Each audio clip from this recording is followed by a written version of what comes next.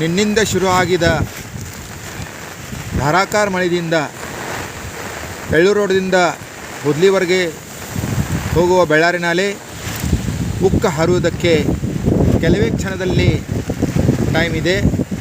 ಆದರೆ ಈ ಬಳ್ಳಾರಿ ನಾಲೆ ಅಕ್ಕಪಕ್ಕದಲ್ಲಿ ರೈತರಿಗೆ ತಮ್ಮ ಬಾಸುಮತಿ, ಇಂದ್ರಾಯಣಿ ಹಾಗೂ ಇತರ ಭತ್ತ ಹಾಗೂ ಇತರ ಬೆಳೆ ಮಣ್ಣಲ್ಲಿ ಹೋಗ್ತವೆ ಅಂತ ಕಾಳಜಿ ಇದೆ.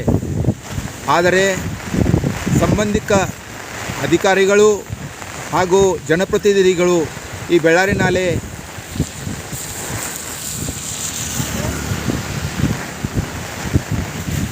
ಹಸನು ಮಾಡಿ ರೈತರಿಗೆ ತಮ್ಮ ಬೆಳೆ ತಗೊಳ್ಳಿಕ್ಕೆ ಅನುಕೂಲ ಮಾಡಬೇಕು ಅಂತ ಸರ್ಕಾರ ಕಡೆ ಸಹ